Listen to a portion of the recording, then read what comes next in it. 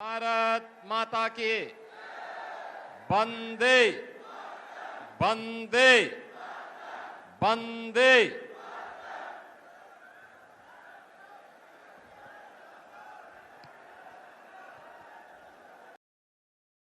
पर उपस्थित भारतीय जनता पार्टी हरियाणा के कर्मठ और लोकप्रिय प्रदेश अध्यक्ष श्री मोहनलाल कौशिक जी,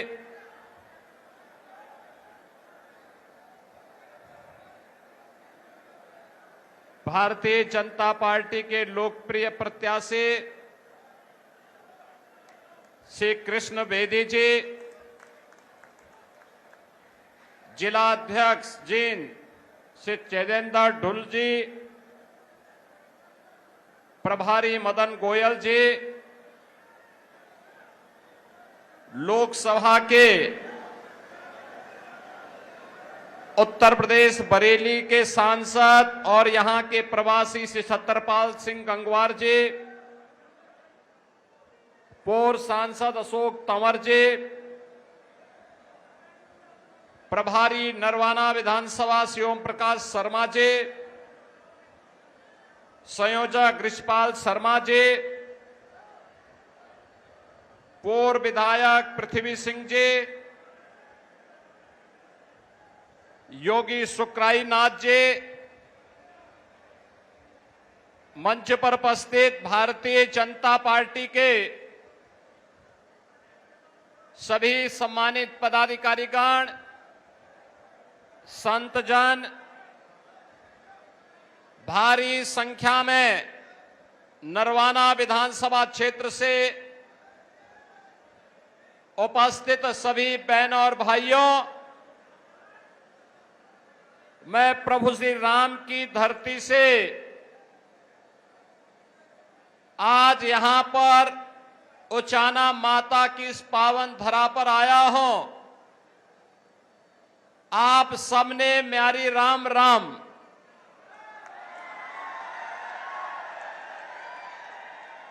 बहनों और भाइयों, राम नाम की ये महिमा है कि आज मैं आप सबसे यहां पर मिल पा रहा हूं और अयोध्या में 500 वर्षों का इंतजार अब समाप्त हुआ। प्रभु श्री रामलला का भव्य मंदिर का निर्माण पूरा हो चुका है, रामलला वहां विराजमान हो चुके हैं।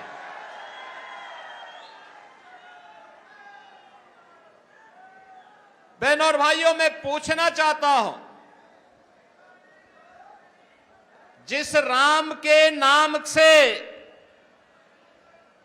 हमें भवबंधन से मुक्ति मिलती है, जिन प्रभु राम के छूने मात्र से भी एक पत्थर तैरने लगता है,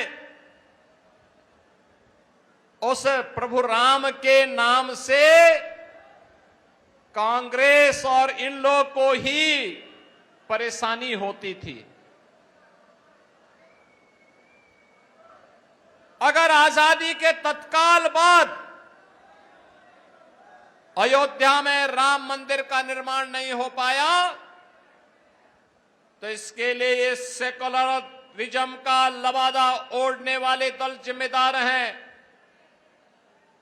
जिनका एक ही प्रयास था, एन केन प्रकारेण भारत की आस्था को अपमान करना, भारत के महापुरुषों का अपमान करना। कांग्रेस भी और इन लोग भी लगातार जीवन भर यही कार्य करती रही।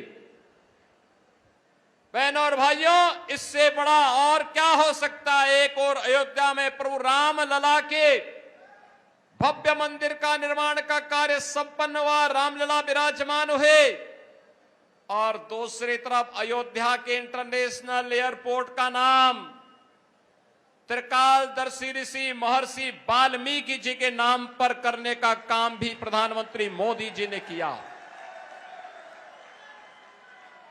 बहनों और भाइयों, मैं इसीलिए कह रहा हूं, ये कांग्रेस हो या इन लोग, ये जितने भी दल हैं, ये अपने परिवारवाद में इतने मस्त हैं। ये कभी बाबा साहब भीमराव अंबेडकर का अपमान करते हैं, कभी प्रभु राम का अपमान करते हैं, प्रभु श्री कृष्ण का अपमान करते हैं, भारत की सुरक्षा में सेंध लगाने का कार्य करते हैं और अपने राजनीतिक स्वार्थ के लिए सुरक्षा इनके लिए कोई मायने नहीं रखती। जब भी इन्हें सत्ता प्राप्त हुई, अनुसूचित जाति के लोगों पर अत्याचार, जब भी इनको सत्ता प्राप्त होती है, सुरक्षा पर सेंध लगाना, दंगा कराना, यही इनका कार्य रहा है। और यही कारण रहा है कि कांग्रेस ने अपने आजादी के बाद सबसे लंबे समय तक देश के अंदर शासन करने के बावजूद एक भी एयरपोर्ट का नामकरण महर्षि वाल्मीकि के नाम पर नहीं किया।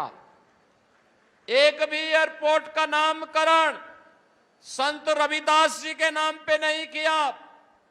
एक भी एयरपोर्ट का नामकरण इन्होंने बाबा साहब भीमराव अंबेडकर के नाम पर नहीं किया। यहां पर तो लोग करते थे केवल अपने नाम पर, अपने पूर्वजों के नाम पर। बच्चा पैदा बाद में होता था, पहले उसका नामकरण हो जाता था, उनके नाम से किसी एयरपोर्ट स्टेडियम का नाम रख दिया जाता था। और इसीलिए आज जब ये विधानसभा हरियाणा का चुनाव हो रहा है, तब मैं आपका आह्वान करने के लिए आया हूं। याद करिए 2017 के पहले उत्तर प्रदेश की स्थिति क्या थी। आबादी का सबसे बड़ा राज्य किन स्थितियों में था। हर तीसरे दिन दंगे होते थे, अराजकता चरम पर थी, बेटी सुरक्षित नहीं थी, व्यापारी का कोई सम्मान नहीं था और अराजकता चरम पर थी, विकास बाधित था। आज बहनों और भाइयों, प्रधानमंत्री मोदी जी के मार्गदर्शन में उत्तर प्रदेश की डबल इंजन की सरकार ने दंगों से सर्वथा मुक्ति प्राप्त कर दी है। अब पिछले 7.5 वर्ष में एक भी दंगा उत्तर प्रदेश के अंदर नहीं हुआ, एक भी दंगा नहीं हुआ। क्योंकि दंगा करने वालों के लिए इस सामने उपकरण खड़ा कर दिए हैं कृष्ण बेदी ने पहले ही। दंगा करने वाला व्यक्ति जानता है कि दंगा करेगा तो बहनों और भाइयों से मालूम है कि 7 पुश्तों की जो कमाई होगी ये जब्त हो जाएगी और ये गरीबों में वितरित हो जाएगी। आज यूपी में दंगा नहीं, आज बिना भेदभाव के सबका साथ और सबके विकास की भावना के अनुरूप विकास के कार्य हो रहे हैं। आज उत्तर प्रदेश भारत के विकास का बैरियर नहीं, बल्कि उत्तर प्रदेश भारत के विकास का ग्रोथ इंजन बनकर के तेजी के साथ आगे बढ़ रहा है। डबल इंजन की सरकार है तो डबल स्पीड के साथ आगे बढ़ रहा है। और यही तो कार्य आपके हरियाणा में भी हुआ। बहनों और भाइयों, जो यहां भाई भतीजावाद था, कांग्रेस का रहा हो या इन लोग का रहा हो, जो यहां गुंडागर्दी थी, जो यहां चौथ वसूली होती थी, जो भ्रष्टाचार था, पहले माननीय मनोहर लाल खट्टर जी के नेतृत्व में और उसके उपरांत अब नायब सिंह सैनी के नेतृत्व में भारतीय जनता पार्टी की डबल इंजन की सरकार हरियाणा को भारत के विकास का एक महत्वपूर्ण केंद्र बिंदु बनाने का काम की है। आजादी के बाद ये पहली सरकार भारतीय जनता पार्टी की थी जो 10 वर्ष पहले आपने चुनी थी। यहां पे मनोहर लाल खट्टर जी के नेतृत्व में हो या नायब सिंह सैनी जी के नेतृत्व में, जिस सरकार ने बिना भेदभाव के शासन की योजना का लाभ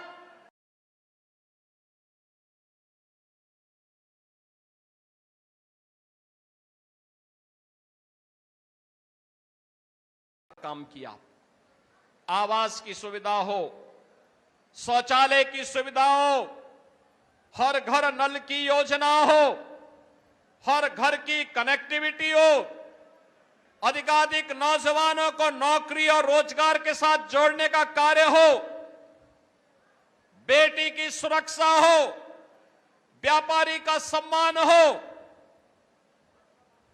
धर्मस्थलों के पुनरुद्धार के लिए कार्य योजना बनाने का कार्य हो, ये सभी कार्य द्रुत गति से पिछले 10 वर्ष के अंदर हरियाणा के अंदर देखने को मिले हैं। आज हरियाणा परिवारवाद का नहीं, भ्रष्टाचार का नहीं, बल्कि भारत के विकास का एक केंद्र बिंदु बनकर के उभरा है, तेजी के साथ उभरा है। और अगले 12-15 वर्ष जिनके बारे में प्रधानमंत्री मोदी जी ने कहा है, अमृत काल का यह अवसर भारत को विकसित भारत के रूप में स्थापित करना है, तो इसके लिए हमें जाति मत और मजहब से ऊपर उठ करके अपने देश के बारे में सोचना पड़ेगा। देश के बारे में बहनों और भाइयों, मैं तो आपसे कहने के लिए आया हूं, आज आपसे मैं यही कहने के लिए आया हूं, याद करिए, इन लोगों का हरियाणा के बाहर कोई अस्तित्व नहीं, एक अकेले कोई विकास कार्य नहीं करा सकता, इनकी क्षमता भी नहीं है, तो उसे वोट देने का मतलब आपका वोट बेकार जाना है। कांग्रेस अपनी विघटनकारी मानसिकता के लिए जानी जाती है। आप देख रहे होंगे कांग्रेस के नेता और नेता प्रतिपक्ष लोकसभा से राहुल गांधी के वक्तव्यों को देख सकते हैं। जब भारत के बाहर जाते हैं, भारत की संवैधानिक संस्थाओं पर प्रश्न खड़ा करते हैं, भारत की आस्था पर प्रहार करते हैं, भारत की गुरु परंपरा के बारे में अनर्गल टिप्पणी करते हैं, भारत को अपमानित करने का कोई भी अवसर नहीं चूकते और दुनिया के अंदर भारत को अपमानित करने की सेकी बघारने का काम ये लोग करते हैं। ये लोग जो देश की सुरक्षा के साथ खिलवाड़ करते हैं, इन लोगों से उम्मीद करना कि भारत की सुरक्षा और भारत की समृद्धि के लिए कोई प्रयास करेंगे, ये बेईमानी होगी। और कांग्रेस आज इस बेईमानी पे उतर चुकी है। मैं आपसे ये कहने के लिए आया हूं, इन्होंने आजादी के बाद 75 वर्षों में लगातार अपने राजनीतिक स्वार्थों के लिए समाज को आपस में लड़ाने का काम किया, जातीय सेनाएं खड़ी की। ये जातिवाद, ये मत और मजहब की राजनीति, ये विकास की सबसे बड़ी बाधा है। बहनों और भाइयों, अगर हमें विकास करना है, अपने वर्तमान को अच्छा बनाना है, अपने भविष्य को सुखद और उज्जवल बनाना है, तो हमें इन बैरियर्स को पार करना पड़ेगा जो जातिवाद के नाम पर है, मत और संप्रदाय के नाम पर है, जो किसी अन्य कारणों से है। इन सब से उबर करके कार्य करना होगा। और इसी के लिए 14 में प्रधानमंत्री मोदी जी ने देशवासियों को मंत्र दिया था। उन्होंने कहा था, मेरी सरकार जाति मत और मजहब से ऊपर उठ करके कार्य करेगी। मेरी सरकार का मंत्र होगा जिसमें समान रूप से एक सर्वसमावेशी विकास का कार्य होगा, और इस सर्वसमावेशी विकास ही राम राज्य के अवधारणा को पूरा करेगा। और इसके लिए उन्होंने मंत्र दिया था, सबका साथ सबका विकास का। बहनों और भाइयों, याद करिए, कांग्रेस तो आपके पास आएगी, नारा देगी, इन लोग भी आपके पास आएगी, जाति का नारा देगी, विभाजन की नारा देगी। लेकिन मैं पूछना चाहता हूं कांग्रेस और इन लोगों से पूछना चाहता हूं, इन्होंने जब इन्हें सत्ता मिली थी तब क्या किया था? कैसे कैसे नजारे थे इनके समय में? लूट धड़ल्ले से होती थी, यहां तक कि हिंदू मंदिरों से भी ये लोग पैसा ले लेते थे। बहनों और भाइयों, मैं तो आपसे एक ही बात कहने के लिए आया हूं।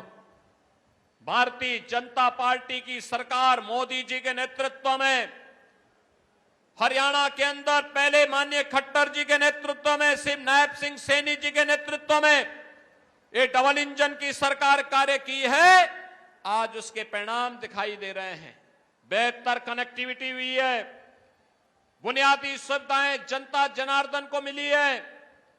कोरोना कालखंड में आपने देखा होगा, कांग्रेस के नेता गायब थे, इन लोगों के नेता गायब थे, कोई सेवा का कार्य नहीं कर रहा था। भारतीय जनता पार्टी तब नारा देती थी कि सेवा ही संगठन है, और एक एक कार्यकर्ता सरकार के साथ मिलकर के जनता जनार्दन की सेवा करने के लिए तत्पर दिखाई दे रहा था। बहनों और भाइयों, भारतीय जनता पार्टी इस जज्बे के साथ आज भारत को एक नया नेतृत्व देने की दिशा में प्रधानमंत्री मोदी जी के नेतृत्व में कार्य कर रही है। और इसी कारण से आज मैं आपके बीच आया हूं। चाहे वह अयोध्या में महर्षि वाल्मीकि के नाम पर इंटरनेशनल एयरपोर्ट के निर्माण का कार्य हुआ हो, या फिर बाबा साहब अंबेडकर के पंचतीर्थ को निर्माण करने का कार्य ये कांग्रेस ने नहीं किया। कांग्रेस ने तो बाबा साहब भीमराव अंबेडकर का अपमान किया था, उन्हें चुनाव हरवा दिया था। आज आप देख रहे होंगे कांग्रेस बांग्लादेश के अंदर हिंदू मंदिर तोड़े जा रहे हैं, हिंदू मारे जा रहे हैं, हिंदू काटे जा रहे हैं, लेकिन कांग्रेस एक भी शब्द उनके लिए नहीं निकालती है। कांग्रेस के मुंह से, इन लोगों के मुंह से एक भी शब्द नहीं निकलता है। मैं पूछना चाहता हूं, ये बांग्लादेश के अंदर जिन हिंदुओं पर अत्याचार हो रहा है, इनमें 90% दलित जाति के हिंदू हैं। लेकिन बहनों और भाइयों, कांग्रेस को वोट बैंक की चिंता है।